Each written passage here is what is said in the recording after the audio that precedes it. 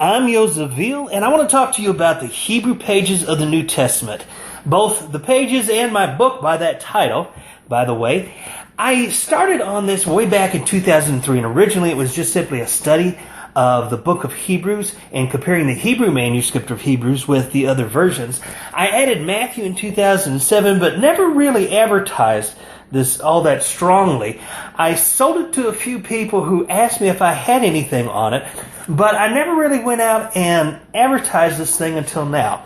The reason being was because up until now I knew that there was something more that God wanted me to put in this book, and it's only been very recently that He gave me the final words that need to go in here. I'm very excited about what's been recently added, and I'm finally ready to consider this a book that I am releasing in its entirety and in its finality. And by the way, it's quite big, so there's really not much danger that I'll be adding anything new to it either in the future. There's two things that I added very recently that I felt like made this book very final. One is the ultimate proof that the Hebrew manuscript of Hebrews that we have is indeed the original. Because God showed me a pattern that's in it that pretty much ought to settle the question about its divine inspiration. And I'm very excited to share at least part of that with you and to share the entire thing in the book. Also, another thing that I recently added is a section called Hebrew Thought in the New Testament that examines various places in the New Testament, both in Hebrews and in Matthew's and in other books as well, where Hebrew thought is going on, but you're not going to see it if you're reading it in English. You're also not going to see it if you're reading it in Greek. But it's there, and I bring it out. I bring some of that out in my book, and I've also got a couple of hours worth of teachings on this. I've got a couple of videos on this that you can watch, and it's interesting information that is well worth your time to listen to. However, let's get back to this book. Now, there is a lot of historic evidence that at least some of the books in the New Testament were written in Hebrew. We have a number of very early church writers who told us that several books of Scripture were written in Hebrew, one being Matthew, the other being the book of Hebrews. Now, I've got here on the screen a list of only a few of the earliest writers who talked about Matthew having been written in Hebrew. One was Papias in 150 A.D., another was Irenaeus around the same time, Hippolytus around late 2nd century, early 3rd century, said the same thing. Origen around the year 210 A.D. also testified to that fact. Ephraim, the Syrian, who was a very popular writer back in the 4th century A.D., also talked about Matthew having been written in Hebrew. There's many, many other writers who talked about this. And there's also a few who talk about Hebrews having been written in Hebrew. One was Clement of Alexandria back in the 2nd century, Eusebius in the early 4th, and Jerome in the 4th century A.D. All three said that the book of Hebrews was originally written in Hebrew and only later after that translated into Greek. Jerome, who was the translator of the Vulgate for the Catholic Church, even went into a lot of detail talking about the contents of... He talked about some of the differences between Hebrew Matthew and Greek Matthew, and also kind of touched on a little bit of the letter to the Hebrews. He talked about how it was very eloquent. And I've got a few quotes here on the board to this. There's more quotes. There's a even more exhaustive set of quotes that are actually in my book, The Hebrew Pages of the New Testament. Now, what about the rest of the New Testament, though? What language was it written in? Was the whole thing written in Hebrew? Well, we've really only got Hebrew manuscripts. We've got a Hebrew manuscript for the book of Hebrews, and we've got some for the book of Matthew that some people accept and some people reject. But we have them. And I'm going to talk a little bit about, well, how good are they? How reliable are they? A little later. I'll get to that issue. But we really don't have any Hebrew manuscripts for any of the other 25 books of the New Testament. Now, there is some debate within the church as to what language the rest of the New Testament was in.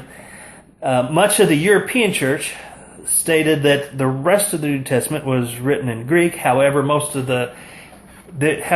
many in the church did have other exception to that, saying that Mark was originally written in Latin.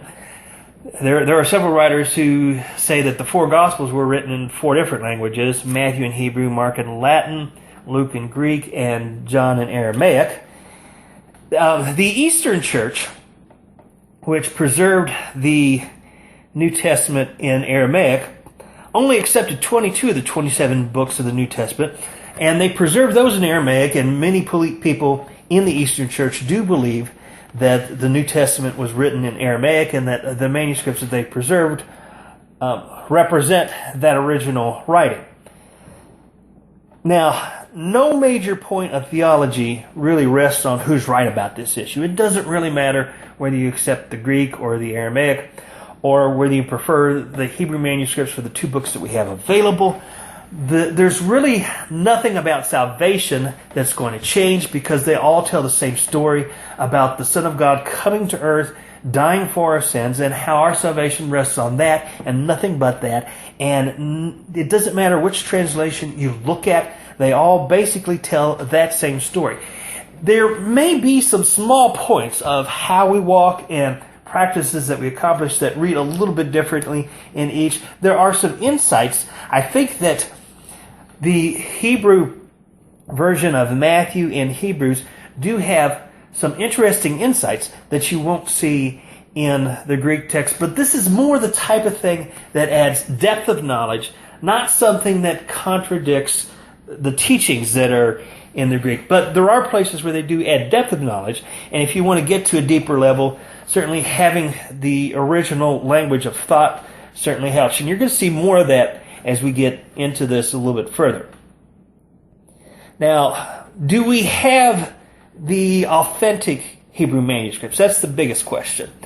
Well, let me say this. The versions that we have right now, we have some Hebrew manuscripts of Matthew that do not completely match the description that the early church gave of what they called the Gospel according to the Hebrews, which was basically composed of the original Hebrew version of Matthew. It may have had other Hebrew and or Aramaic books that were included in the Gospel according to Hebrews. However, Matthew was the only book of the books in the Gospel according to Hebrews that was actually translated into Greek and became widely accepted among the non-Jewish believers in the Messiah. We don't have a copy of the Gospel according to Hebrews that's publicly available. Now, I'm going to stress the word publicly, because my guess is that the Vatican probably has it stored away in a vault somewhere. Maybe one of the Orthodox branches have one stored away in a vault somewhere, but they don't want to release it for public consumption. And that's not a real big surprise, because a few hundred years ago they didn't want to release even the Bible to the laity at all. You were lucky before the days of the printing press. You were lucky if you got to see a copy of the Scriptures and go up to, say, the podium and read it in Latin, let alone read it in your native tongue and have one in your own house. Because when people first began to translate the Scriptures into English and other languages other than Greek or Latin or Aramaic or the ones that the monks were keeping it in, well, people were put to death for being pioneers in that area. And that's really a sad thing. But that's history. That's what happened. And we do know that the church tried to keep even what is public out of the public domain. So it should be no surprise that they're hiding away maybe copies of the Gospel according to the Hebrews and keeping that out of the public domain as well. Back in around the 16th century, a few Hebrew copies of Matthew did begin to surface. They not from the Vatican or from anybody like that, but there were Jewish believers who did have a standard Hebrew version of Matthew that they had been keeping, and a couple of people, including Dutelay and Munster, published that in their books. Now, they actually got their copy from Jewish unbelievers. However, we do know from the writings of Quincarbarus, who was a student of Munster, that what they published matched the version that was being used by Messianic Jews at the time.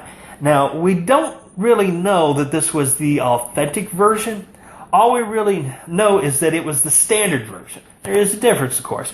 We know that during the 16th century, we know from the comments that Quincambrus made that Messianic Jews during the time, the Jewish believers in Jesus or Yeshua as the Messiah, indeed did have a standard Hebrew version of Matthew that was circulating among themselves. We don't know that it's the authentic one that matches the gospel according to the Hebrews, and there are some differences between it and some of the comments that Jerome and the Judaicon made about the gospel according to the Hebrews. So if it did come from the original gospel according to the Hebrews, it's evolved a little bit. And when I say evolved, I mean that it has assimilated towards the more standard text. In other words, some of the original Jewish elements have gone out of it, and it reads an awful lot like the standard canonical text that we have in the Greek.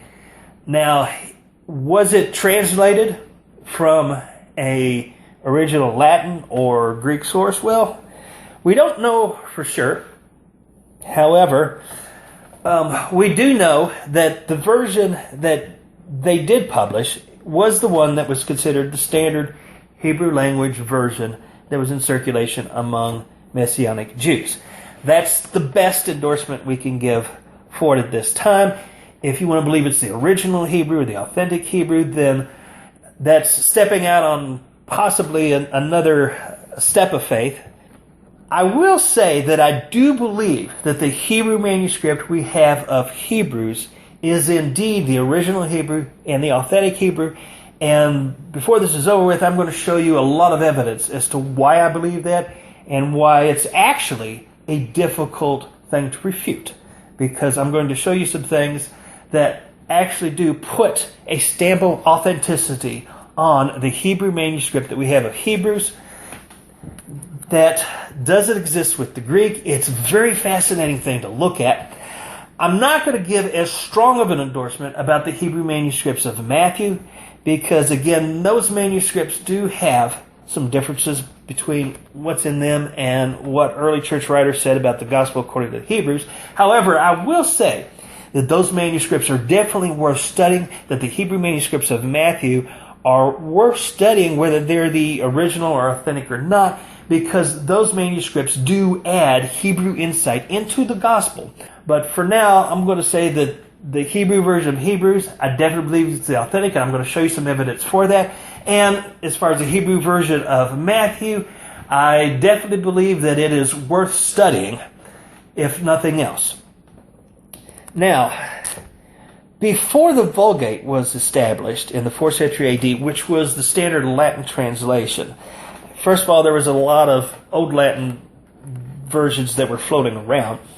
But the church at the time debated whether the Greek or the Aramaic versions of the Tanakh or the Old Testament were the best versions. Now, nobody debated that it was originally written in Hebrew. That was not a question at all. However, there were people who were alleging that the Hebrew version had been changed, that the rabbis had altered it, and that either the Greek or the Aramaic versions better preserved the content of the Tanakh or the Old Testament than the Hebrew version did. Now, Jerome probably did more than any other single person to change the world's mind on that and to convince people that they needed to be reading out of the Hebrew version rather than the Greek or the Aramaic. Now, a similar development happened during the 15th, 16th centuries about the New Testament, because at the time there was debate among Christian scholars as to whether the Greek version or the Latin version better preserved the writings of the New Testament. Again, the issue was not which language was it originally written in. The issue was which set of scriptures, the Latin versions or the Greek versions, better preserved what was written down by the apostles. That's what the debate was about. Now, Erasmus, when he published the Textus Receptus in 1516, he made in that writing a very strong case for Greek superiority over the Latin text. And he analyzed some of the differences between the Greek version that he had published and the Latin Vulgate. And he used some of those differences to say, hey, the Latin version is in error. Look what the Greek says. It's therefore the better version. And Erasmus's arguments were beginning to carry an awful lot of weight. A lot of people were converting from being pro-Latin to being pro-Greek because of the arguments that he put forth in his book. And that was the sort of the trigger that caused a much higher level of widespread publication for the Hebrew version of Matthew. Because what men like Sebastian Munster and also du Tillet were trying to do when they published manuscripts of Matthew in Hebrew was that they were trying to tell people two different things. One is they wanted people to see the Hebrew version because they felt like the Hebrew version matched the Latin version better than the Greek version. They also understood that it was widely accepted at the time that the Gospel of Matthew was originally written in Hebrew, and the argument they were trying to make by publishing this was basically a pro-Latin argument. They were trying to say, look, we have the original Hebrew version of Matthew. It better matches the Latin than the Greek. Therefore, the Latin manuscripts of the New Testament are probably better than the Greek manuscripts of the New Testament. That was the point they were trying to make when they published the Hebrew versions of Matthew. Now, in 1557, Munster's publication of Matthew when he published his original one a couple decades earlier, he included some analysis and some comments about where the text came from and the condition that it was in and some of the things that he may have cleaned up in the text. However, when the second printing of his book happened in 1557, a copy of Hebrews was included in that book with no explanation whatsoever. I don't think Munster may not have had necessarily anything to do with it because there was no analysis of the text, there was no explanation about where it came from. We're really left scratching our head as to where it came from and what it's about. There is nothing more than a comparison of the Hebrew text with the Latin text. However, somebody somewhere along the way probably was trying to make the same argument about the Hebrew version of Hebrews. That is, that the Latin better preserves it than the Greek. They included a comparison of the Hebrew with the Latin. The Latin is not a translation of the Hebrew. It is just simply a comparison of the Hebrew version of Hebrews with the standard Latin version that was in circulation at the time. And they were kind of leaving it up to the reader to figure out the rest. Now, this may have actually been a counterproductive argument because, let me say this, history records in very clear language that the Gospel of Matthew was originally written in Hebrew, and yet today there are still scholars out there that want to try to argue and say, no, it wasn't. Some of them want to say, no, it wasn't written in Hebrew, it was originally written in Greek. Or, well, it was originally written in Aramaic, not Hebrew, and then translated to Greek. Or they want to make some other kind of a claim, but quite often they completely ignore what history has to say about this. And it seems like it may actually be that those who have a bias against the Hebrew may have decided to side with the Greek manuscripts over the Latin simply in an attempt to discredit the Hebrew manuscripts. Now, I'm not necessarily saying that the Latin is better than the Greek. All I'm saying is that one of the reasons that the debate pretty much swung towards the Greek side may have been for exactly that reason, and that was an anti-Hebrew bias. I think that Erasmus probably made a lot of strong arguments that helped favor acceptance of the Greek text over the Latin as well, and I think that the Protestant movement had a lot to do with it too, because they just simply didn't want to consider the Catholic Church the authority on the preservation of the Scriptures either. So there's probably several factors that weighed into why the Greek text sort of dominated in terms of what was accepted as more authoritative for that reason. Now, the best Hebrew manuscript of Hebrews that we have is in that Munster 1557 publication. The real question is it original or not? Well, I believe that it is, and I'm going to give you 3 reasons herein as to why I believe that. One is that it fits Jerome's description of being eloquent. Jerome, who was the translator of the Vulgate, said that the original Hebrew version of Hebrews was written very, very eloquently.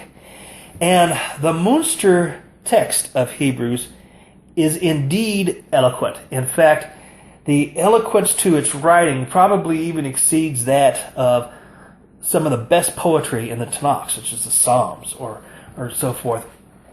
It's written with a sense of eloquence that doesn't come through that well in translation. But I'm going to show you some examples of that. And that eloquence, I think, is one of the things that testifies to its originality, because it's hard to imagine somebody taking a Greek text, translating it into Hebrew, and improving upon the text and coming up with something that's better than the original Greek. That's kind of a hard thing to imagine. And the fact that there is a higher level eloquence to the Hebrew text is one of the things that I think testifies to its authenticity. Also, if you accept the Hebrew text of Hebrews as original, it explains several differences or several oddities about the Greek text. I'm going to talk more about that a little bit later. And the probably biggest stamp of authenticity is in the pattern. God showed me a pattern that exists in the Hebrew version of Hebrews that I believe testifies to its originality, and I'm going to talk about that later as well. Now, I'm going to talk about Hebrews before I talk about Matthew, largely because I have a higher opinion of that text than I do the Hebrew Matthew text. So I'm going to talk about it first, then I'll get into the different flavors of Hebrew Matthew. But let's talk about the differences between the Hebrew version of Hebrews and the Greek version of Hebrews. Well, one is that the Hebrew version has a lot of wordplay. Remember I said it was eloquent, and one of the forms of its eloquence is indeed the wordplay. There's a lot of wordplay that's preserved in it that's not in other versions. There is a depth of Jewish character in it that's not found in other versions. It's kind of like the Greek text sort of deleted some of the Jewish-only references that were in the Hebrew version of Hebrews. The Hebrew version is more vivid. It actually paints a stronger picture in the person's mind who's reading it. There's also a few small differences in the way it describes the relationship between the New and Old Covenants. There's also an R-rated verse in the Hebrew text that I'm going to talk about in a moment, and the Hebrew origin explains several things like cases of bad grammar in the Greek version, places where competing Greek versions disagree, and why some of the differences between the Greek, Latin, and Aramaic versions even exist. Now, I said that this text was eloquent. Let me give you an example of it. You don't have to go very far, because as soon as you begin reading verse 1 in the Hebrew version of Hebrews, you're going to be hit smack in the face by some of the very eloquent language that's in there. And this is difficult to explain to somebody in English. If you know Hebrew and you read this in Hebrew, it's really going to strike you in the face hard. I mean, it might knock you out of the chair you're sitting in at the time you're reading it even. It's that good. And almost any attempt to explain this in English is probably going to be subpar. It's going to be inferior to actually reading it for yourself in the original Hebrew. But there's nothing I can do about that for those of you who don't read Hebrew. And what I'm going to try to do here is just explain this as best as I can in English. Now, in the Hebrew version of Hebrews, it starts off by saying the content of this isn't that much different than the Greek. In fact, when I first heard about the Hebrew manuscript, somebody had emailed me an English translation of the first 3 verses, and I read it, and I said, well, I don't know what you're getting so excited about. It's basically saying the same thing as the Greek text.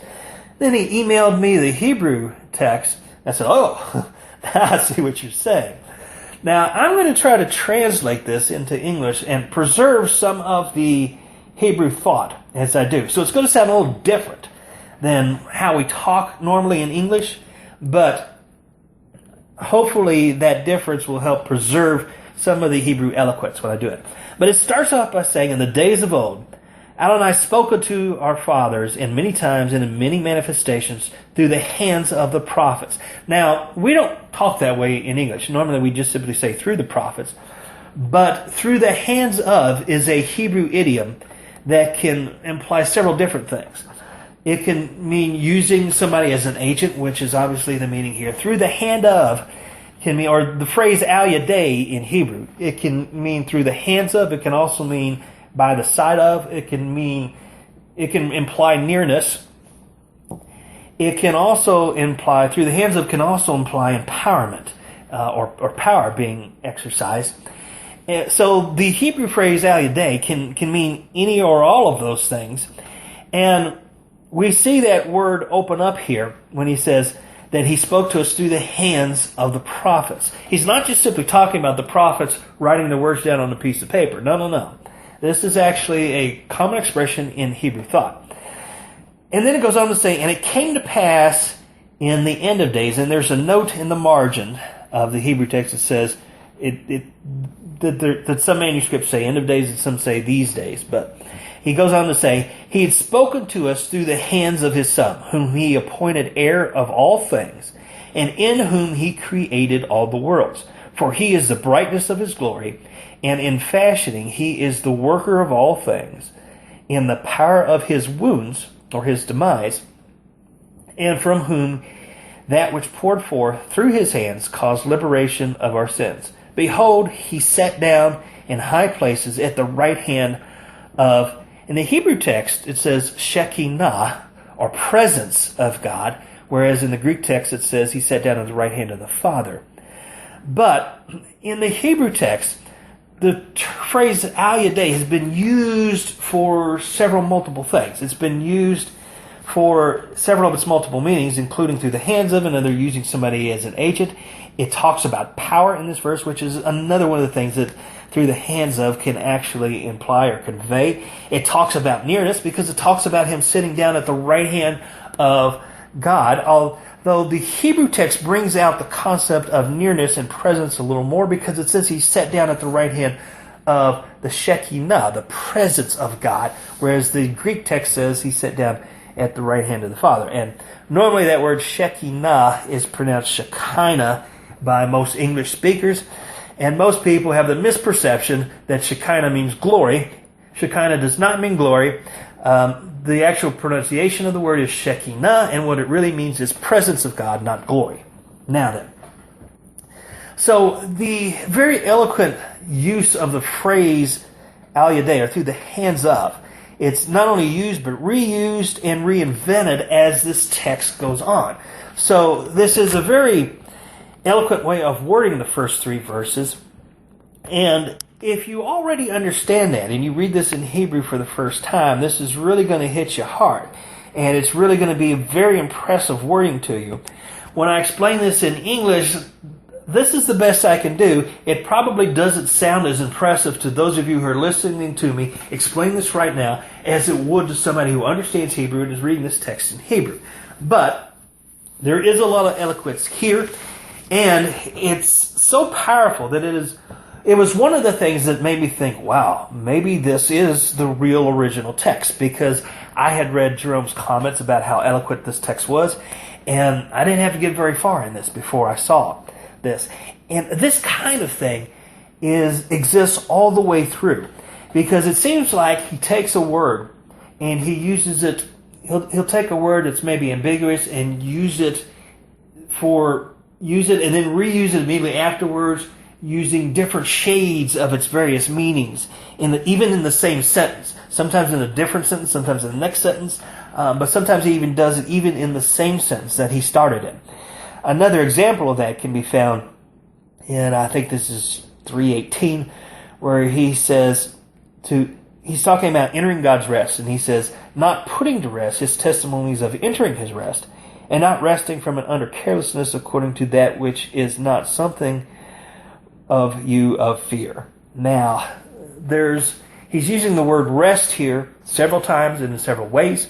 He's talking about it in several different contexts, because he's saying, don't lay aside God's rest. Don't put to rest God's rest. And those are two different kinds of putting something to rest, really, because we understand that God's rest means we're resting from our labors. We're resting from our toils in this life. We're resting from the effect that sin has taken on us when he sets up his kingdom on earth. Those are the kind of things we're going to be resting from.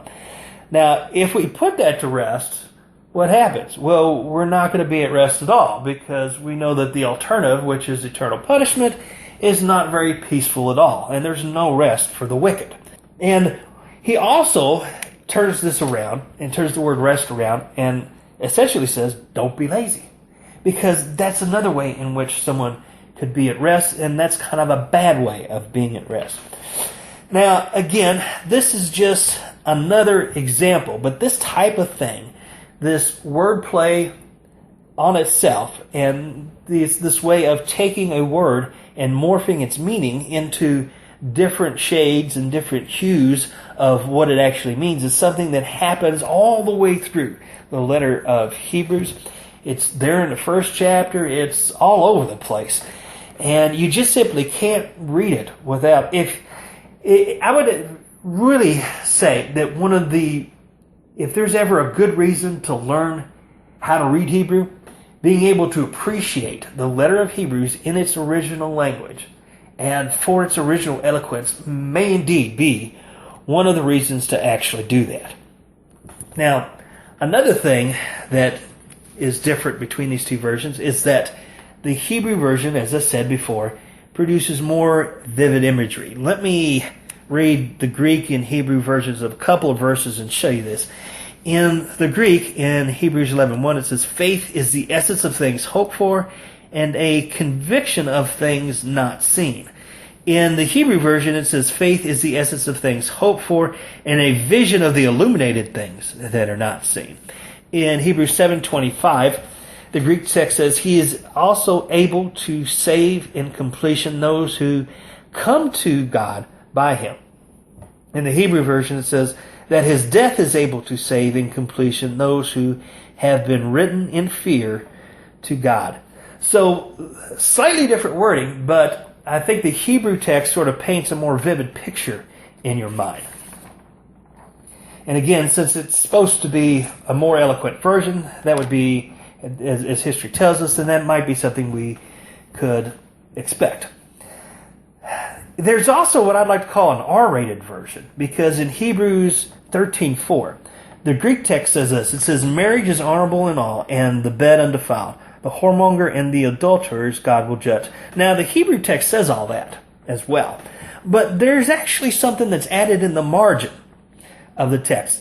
And it was added in the margin in order to keep this from being read publicly, because they used to read the scriptures publicly in old days. Most people didn't have their own written copy of it.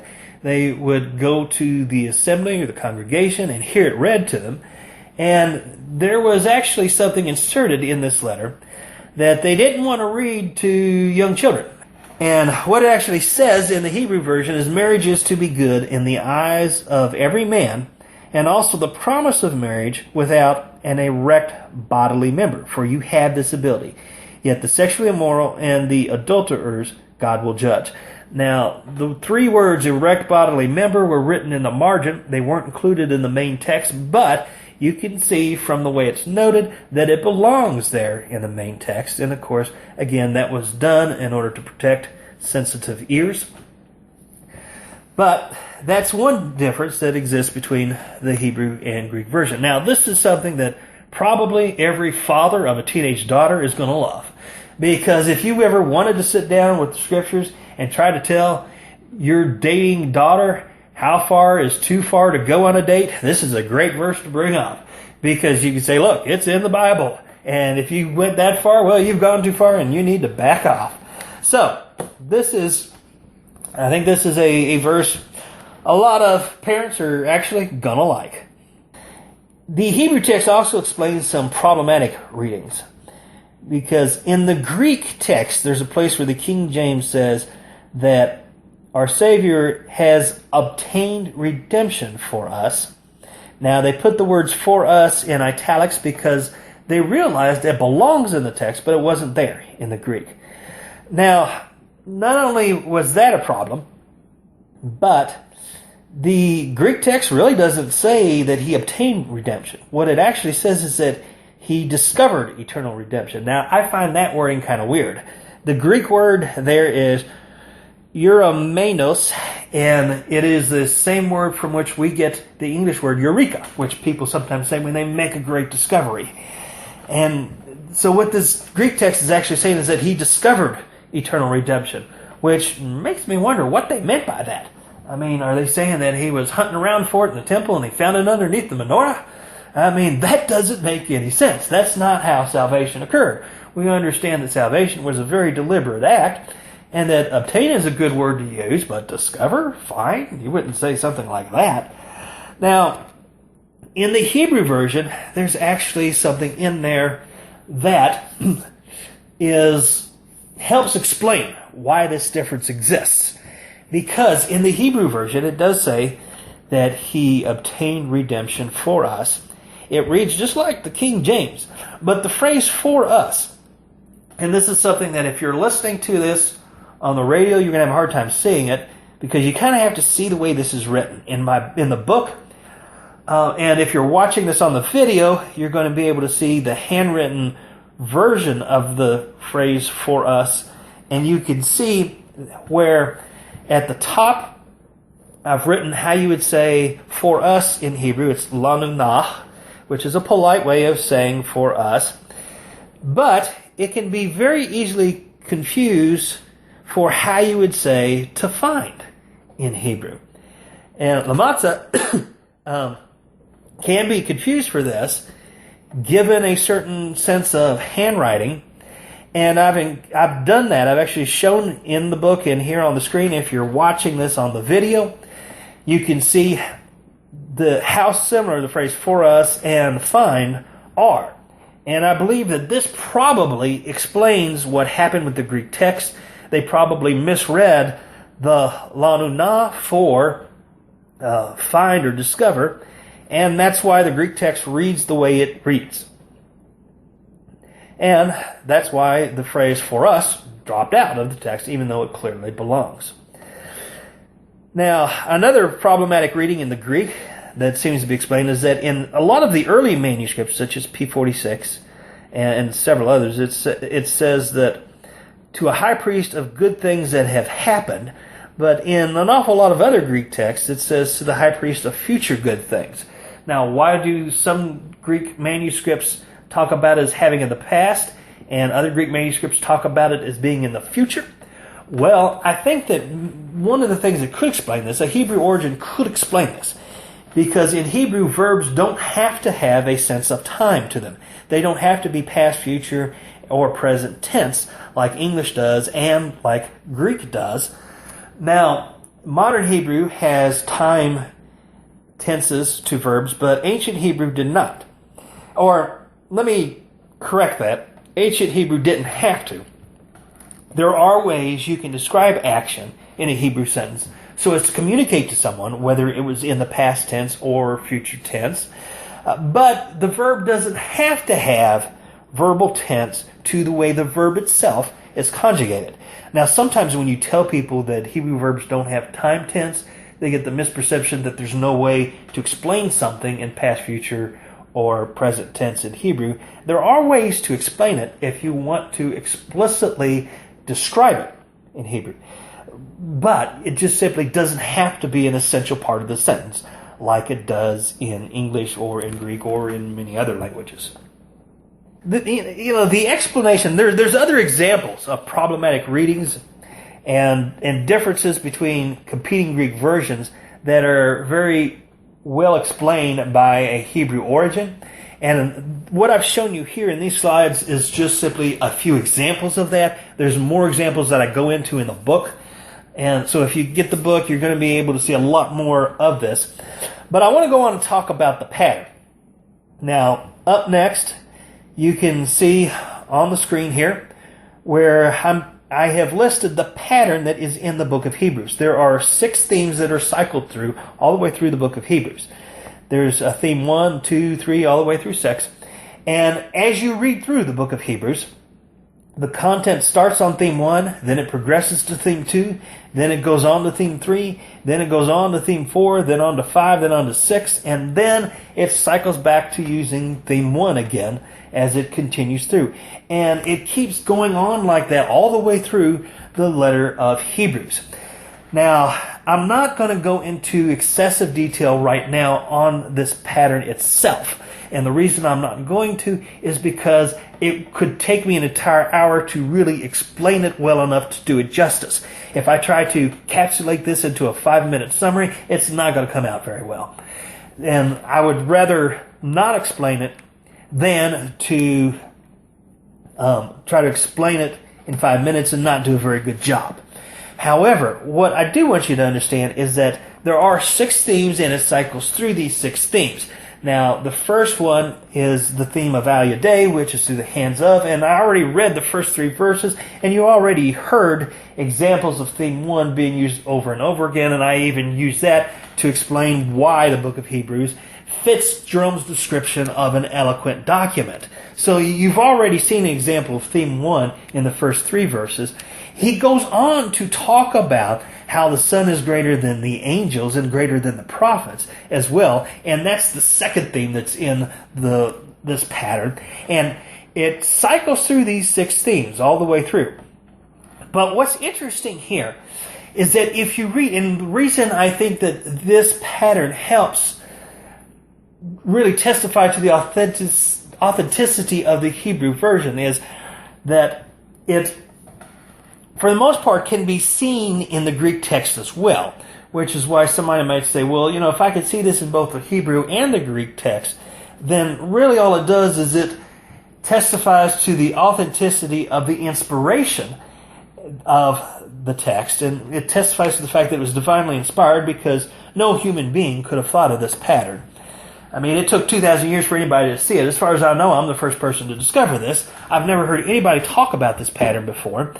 And it's not likely anybody would notice it looking at a Greek text anyway, because you've got to think in Hebrew in order to be able to see this pattern. This is definitely a Hebrew pattern. And the fact that it is a Hebrew pattern and a Hebrew-only pattern, of course, is one of the things that I think helps testify to the Hebrew origin of Hebrews. If you're reading it in the Greek, you're going to, again, see this pattern, confirm the text often enough that you're going to be able to establish the fact that this pattern exists and that the pattern is supposed to be there. However, in the Greek text, it occasionally has holes.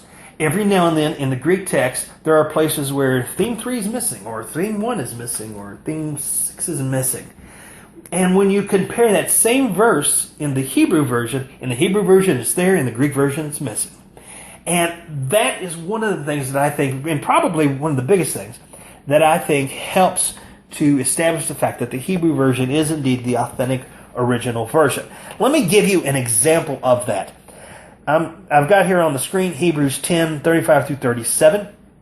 And in these 3 verses, the book of Hebrews is traversing these 6 themes, both forward and in reverse. It traverses it 1, 2, 3, 4, 5, 6, 1, 2, 3, 4, 5, 6, 1, 2, 3, 4, 5, 6 over and over again. And it also traverses it backwards at the same time. 6, 5, 4, 3, 2, 1. 6, 5, 4, 3, 2, 1. So it goes both forward and in reverse.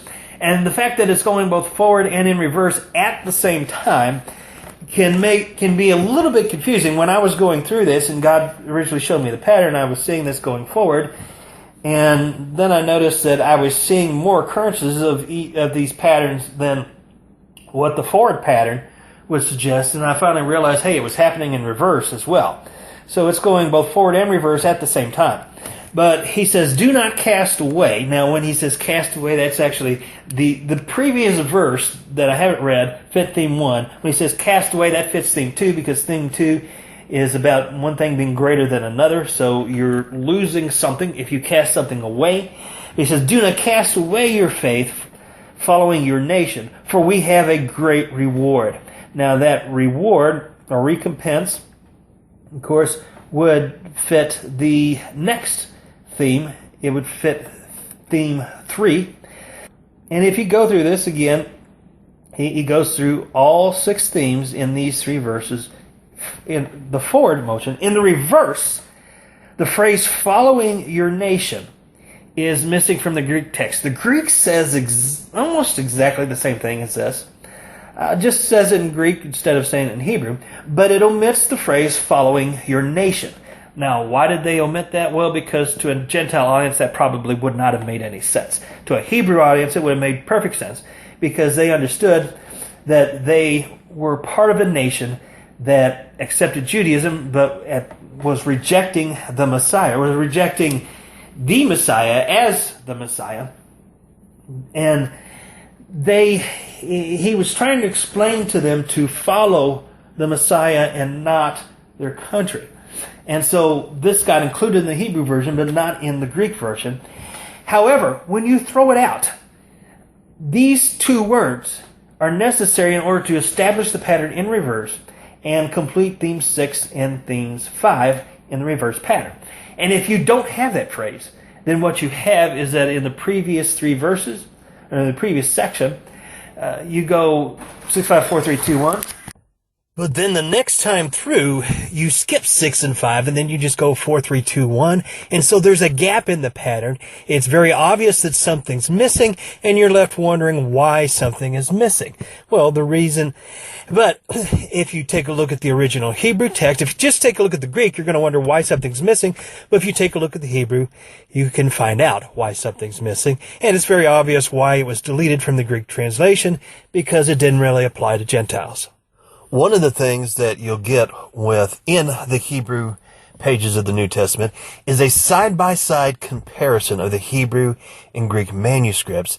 It shows the Hebrew text and the Greek text, and also an English translation of both, so that you can compare pretty much every word, both in the original language as well as in English, and see how they differ for yourselves. I've also included the Peshitta along with it. Now, let's go on and talk about Matthew. What about the Hebrew copies of Matthew? Well, like I said, we don't have the original gospel according to the Hebrews. And one of the reasons we know that the version we have isn't exactly that and has assimilated a little bit towards the traditional Greek version is because of some of the comments that people like Jerome and also the Judaicon notes tell us about it. It matches about a third of the Judaicon notes and Jerome's comments about what was in the original gospel according to the Hebrews, and that sort of suggests that it has at least been influenced by the original gospel according to the Hebrews. However, in about 2/3 of the cases, it doesn't have what we understand to be the original content.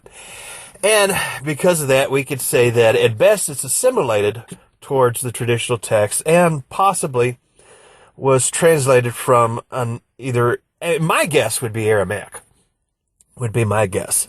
Probably not the Latin or the Greek, if it is a translation. However, irregardless of where it came from, whether it's descended from the original gospel according to the Hebrews with some assimilation, or whether it was translated from an Aramaic text, I do believe that it is very much worthy of study because it has a lot of very valuable Hebrew language insights into it. And I'll give you some examples of that later on. But let me talk about the texts themselves. First of all, we have on one side the traditional Hebrew text that was considered to be the standard text by Jewish believers in the Messiah. And that text is found in, basically, we could call this 4 different manuscripts. Dutele, 2 different publications of Munster, which are not exactly the same, and Quincarboros. Those are basically, Quincarboros we understand to be another really scribal effort at copying Munster. So really, you could think of Quincarboros as a third Munster manuscript if you want to. But these four texts give us the basic Hebrew version of Matthew's, as it was considered to be the standard text by Jewish believers during the 16th century. And we know that because Quincarboros said that in his writings, in his commentary about it. Now, there's also the Shem Tov manuscript that some people like to promote, and it has been promoted by some people in the Messianic movement, including Michael Rood, and also I've heard Nehemiah Gordon talk about it, who's not Messianic. But there are some people who like to promote this as the original Hebrew version of Matthew. I don't believe it is. I believe one of the things we have to remember is that this book, first of all, came from a work which is basically an anti-missionary book that argues against the gospel. It was written by Jewish rabbis who did not believe in the Messiah and who were trying to argue against him being the Messiah. And they took the gospel story and they altered it and corrupted it very badly. And there are a lot of things in this version of Matthew that are very bad from a standpoint of those of us who do believe in the gospel. And I am going to show you in a moment evidence that it was translated from a Latin source. So for the most part, I think we can safely say that this is not the original Hebrew version of Matthew. Now, there are two types of, believers who promote this as the original Hebrew version of Matthew. We can understand why a lot of non-believers would promote this as the original Hebrew version of Matthew, because it discredits the gospel. And because it discredits the gospel, it's only natural that some people who don't believe in the gospel would, of course, turn to this and say, this is the original Hebrew version, because that fits their ideology. But why would anybody who does believe in the gospel promote this as the original thing? Well, there are a couple of reasons why, and again, they're all theologically driven, and there's 2 points of theology that people are sometimes trying to promote when they believe in the gospel, but also promote this as the original. One is that they don't, even though they believe in the Son of God and his sacrifice, they don't believe in the Trinity for some strange reason. And they like to point to this because it omits Matthew 28:19. Disagreements over oral law are another reason some people point to this as the original Hebrew version of Matthew, and they like the way it reads in some copies of Matthew 23:3. Now, neither of these two groups are really accomplishing their aim by promoting this as the original Hebrew Gospel of Matthew. Let me explain why. If the doctrine of the Trinity rested on, and only on, Matthew 28:19, they might have a point. But that isn't really what it rests on, because the Father, the Son, and the Holy Spirit are mentioned, all three together, in numerous places in Scripture. Matthew 28:19 is not the only place that it happens. It also happens in other places. And because it happens in other places, then there's still other verses you can use to support the concept of the Trinity, and its lack of being in one particular place doesn't prove or disprove anything. It's much like saying, well, because the Trinity isn't in the Gospel of John, it's not true. Does that really make any sense? No, it doesn't. That's like saying if the Father, Son, and Holy Spirit aren't all three mentioned together in the Gospel of Mark, that proves it's not true. Well, as long as it's in other places, then there's really no real proof that this thing is a corrupted idea. So you could give them the argument that it's not in the original text of Matthew if you wanted to, but it still wouldn't disprove the concept of the Trinity at all. However, we do know, in fact, that this was in the original version of Matthew because it's quoted by many authors throughout the centuries. There are an awful lot of early church writers who quoted this, including people who had saw and read the original Hebrew version of Matthew, such as Jerome, who translated the New Testament into the Latin Vulgate. So for that reason, we could pretty much say that yes, the mention of the Father, Son, and Holy Spirit are in other places in Scripture. We also know from writings in history that it belongs in Matthew 28:19, and its omission, therefore, is more of a testimony to how corrupt the rabbis altered this text than it is to anything else. And I will definitely show you some more examples other than Matthew 28:19 of how the rabbis have altered and corrupted this text of the gospel so that we would read differently than what we understand to be traditionally accepted texts of Matthew. 23:3 is another one, because in some manuscripts of the Shem Tov Matthew, there's a place where the Messiah says, all that they say, do. And in a handful of manuscripts, a very small minority of them, it also says, all that he says, do. Now, by he, some people would point to that being Moses. Other people might point to it as being the Torah. However, keep in mind that even if you go with the he translation, or the he reading doesn't necessarily have to be he, it could be it.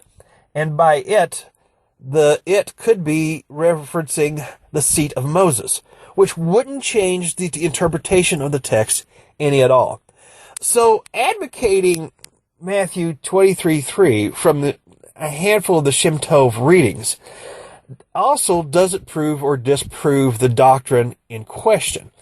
All it does is give you multiple ways the text reads. There's also multiple ways to interpret the he and or it reading of the text. And so you really don't have proof or disproof of anything, regardless of which version of Matthew 23:3 that you go with. And I think the doctrine of oral Torah is probably better argued out by other verses in Scripture than this one, because this one just simply, there's too many different ways you could interpret either one of these. Let's talk about the corruptions in the Shem Tov, because that actually is a very important issue. This is promoted by people who don't believe in the gospel because it does several things, one of which is to blaspheme the Messiah. It also insults him, and it insults those who believe in him. And this is one of the reasons why those who don't believe in the Messiah like to promote this as the original version. It's promoted by people who don't believe in it. And just to give you a few examples of this, one of them can be found in Matthew 12:6, where the Shem Tov says that the temple is greater than the Messiah. The more traditional text reads the reverse, telling us that the Messiah is greater than the temple. In Matthew 18:11, we find that it says that the Son of Man came to save what was lost. That's the traditional reading of the text. However, another way, the way this reads in the Shem Tov is that a Son of Man despises saving the enemy. Now, that is really an attempt to completely reverse the meaning. The rabbis took this and they tried to reverse the meaning of this so it would read completely differently. Matthew 6 says, "O you of little faith." This is the Messiah talking to his disciples. However, in the Shem Tov, this was altered to say, "we who are little in faith," which would include the Messiah, and this would be a case of the Messiah calling himself small in faith. Now, we understand that's got to be false. That's definitely not the right reading. If you believe in him, you can't possibly believe in this version of the text. Clearly, they altered it in order to make the Messiah look bad.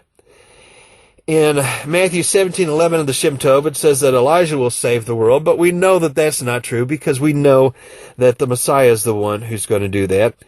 In 24:14, it seems to be calling the Messiah the Antichrist. Now, there may be some text missing from this.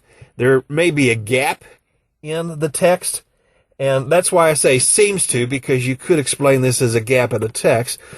But then again, that gap may have been intentional, and it may be that the rabbis intentionally deleted some of the text so that it would sound like he is the false Messiah instead of the real Messiah, which of course matches the theology of the people who preserved this manuscript. In Matthew 27:2, it calls Pilate the treasurer, and of course that was an attempt to really mock Pilate and more or less say that he was only in it for the money. However, we know he was more than a treasurer. And that, of course, is another example of how they altered the text and altered in such a way that we know this is not an authoritative version. So with all of these corrupt readings, and keep in mind that there's way more corrupt readings than this. These are just a few examples. These are just a handful of examples that I could fit on one screen.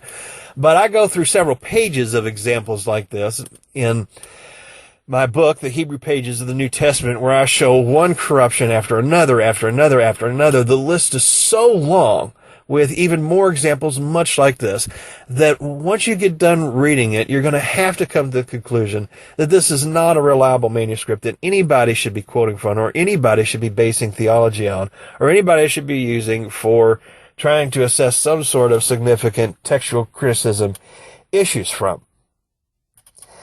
The Shem Tov was, I think there's some very obvious signs that it was translated from the Latin, and on this next slide here, I've got a few very good examples of that. In Matthew 21:8, it has this variance, because some manuscripts of the Shem Tov say that they cut down branches. Other manuscripts say that they arranged branches. Now, what's significant about this is that in both cases, you've got a word that can be translated into Latin as decido. And in reality, where this came from is in all likelihood the fact that decido was the original reading, because this was translated from a Latin text, and originally they translated the word decido one way. When they realized that was a mistake and that it didn't agree with the traditional reading found in the Greek manuscripts and in the Hebrew manuscripts that Jewish believers were using, they retranslated it to match the traditionally accepted Orthodox text of Matthew's. And that's why we have two different translations in various competing versions of the Shem Tov that both match the same Latin word. That split word analysis really does point to a Latin origin of the text. Now, you might write this off as just coincidence if this was the only case of that, but it's not. In Matthew 10:16, here's another case where it's not so much where what you have here is kind of more of an interpretation here, where the Latin says, be simple as doves. The traditional reading says, be as blameless as doves. The Shem Tov says, be as humble as doves.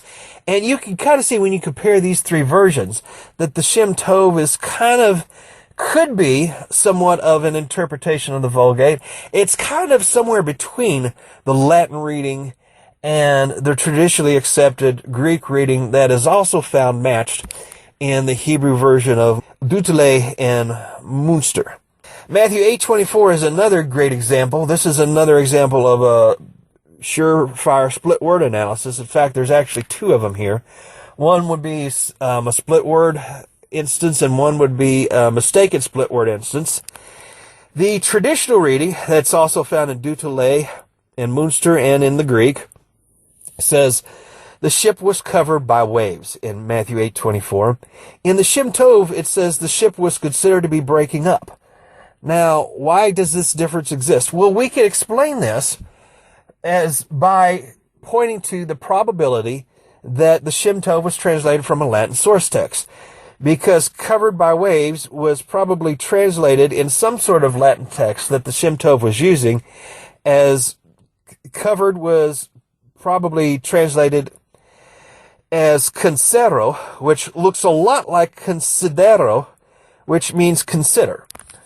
And they probably looked at the Latin source text of considero and read it as considero and translated it into Hebrew as considered. That's a mistaken split word instance, but in the second word here, you've got a true split word analysis, because the traditional text says waves, and the Shem Tov says breaking up. Now, why is that? Well, the Latin word fluctibus could be translated as wave, but it could be translated as disorder too, because in Latin thought, a wave is an interruption to things. It's something that breaks up the calmness of something. We consider, we might think of a wave as being a repetitive motion, but in Latin thought, they're thinking of a wave as being an interruption to a sense of calmness, and that's the way they're describing a wave in Latin thought. And so what probably happened here was that the translators of the Shem Tov, where they were looking at a Latin text, they read fluctibus as breaking up, and so they looked at considero and read it as considero in order to make sense of it, and they translated this as the ship was considered to be breaking up, which is a mistake, of course. Now, these are just 3 examples. In my book, The Hebrew Pages of the New Testament, I give, I think, about 10, maybe more examples of this type of thing. There's over 20 that I could cite. I found like somewhere between 20 and 30 examples of this when I was going through the text and looking for this type of thing. I only put 10 of them in my book because I didn't want to stuff with too many examples and really exhaust the reader with too many things, because I kind of felt like the 10 examples I had were solid enough and strong enough that they would pretty much make the point. Here I've only got 3, but again, there's more where this came from. These are not isolated instances. There's another and another and another, and again, I could show you over 20 if you really wanted to see that many. But this is not isolated. This is a common and frequent occurrence in the Shem Tov version of Matthew. It happens at least on the average once a chapter, really. And so, with that many cases of evidence that points to a Latin origin as the best explanation for why these differences exist, I think the best conclusion we could come to is that the Shem Tov was translated from a Latin source text, and then it was thereafter that corrupted and altered by the rabbis who did not believe in the Messiah, who were trying to pass this off as an original Hebrew version, even though it wasn't. Now, when you compare Munster with Du Tillet, there are several things that definitely point to the Munster Du Tillet version as being the better version. One of them, of course, being the fact that it agrees with orthodoxy, whereas the Shem Tov is highly corrupt. Another thing is that when it quotes the Tanakh, it pretty much agrees with the Mazort text. And it agrees with the Mazort Tanakh very well. The wording is pretty much in line with it, almost word for word. It pretty much matches the way you would expect the original Hebrew version to match, quoting the Hebrew Tanakh or Hebrew Old Testament. However, when the Shem Tov quotes the Tanakh, it disagrees with the Mazort version very highly.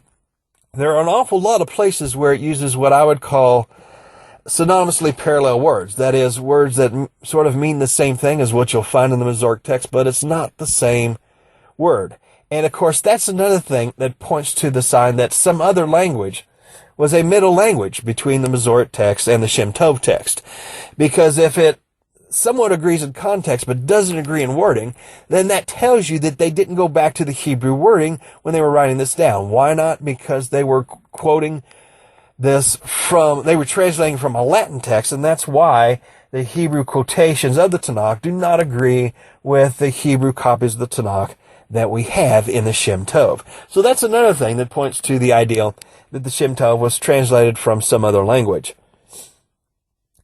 Now, you can't tell from the fact that it doesn't match the Hebrew version of the Tanakh that other language is Latin, but when you go through the examples that I showed on the last slide, certainly we've got a lot of very strong evidence that points to Latin as that source text. Whereas, in the case of Munster and Du Tillet, it does a much better job of matching the description of the original Hebrew text that we get from Jerome and the Judaicon notes. And like I said, it doesn't match it perfectly, but it certainly comes closer than the Shem Tov. And it does come close enough that it's, I think, worthy of study. Now, in my book, The Hebrew Pages of the New Testament, I give a side-by-side comparison of these versions. I give you the King James, and in some places it's been, there's places where I've pointed out where the King James does not agree with the Greek text, and therefore showing you what the Greek text says. But I show you Dutele and Munster. I give an English translation. And I like to call this a flowing translation of both, because in most places, Dutele and Munster very strongly agree. There's very few places where they don't say the same thing. They obviously came from the same architect type Hebrew text. They're definitely descendants of the same manuscript. There's nobody, I think, that's really going to dispute that issue. Their content is almost identical. What tends to happen is that sometimes there'll be a word or two in one text that's not in the other, and where that happens, I usually put it in italics and footnote it so that you'll know that one version has that word and the other one is missing it. And I also give a critical reading of the Shem Tov along with an English translation of it so that you can compare the versions of Matthew in the Shem Tov, in Munster and Dutele, and also with the King James side by side. You can compare them in English, and you can also compare the Hebrew readings and see how they read in each of these texts. And one of the reasons I decided to do this was so that you could see just how bad the Shem Tov really is. I didn't publish the Shem Tov because I liked it. I published it because I wanted you to see just how bad the thing really is. And I don't think George Howard did a good enough a job of bringing that out. He does say that in his analysis. However, in his translation of the Shem Tov, he tends to smooth out his English translation of it. And in smoothing it out, one of the things that he does is he tends to correct some of the problems in the Shem Tov manuscript rather than bringing out the problems. What I chose to do here was to do a warts and all translation of the Shem Tov manuscript so that where the Shem Tov has rabbinical corruptions, you can see those rabbinical corruptions and you can see this manuscript for exactly what it is, which of course is a corrupted version of the text. Now, there are a lot of places where the Gospel of Matthew is very much worthy of studying. Whether it is or isn't the original, whether it really did come from the Gospel according to the Hebrews, whether it's a translation or a descendant of that original text, it's unquestionably worthy of study. We do know that this thing was the standard reading that was in use during the 16th century.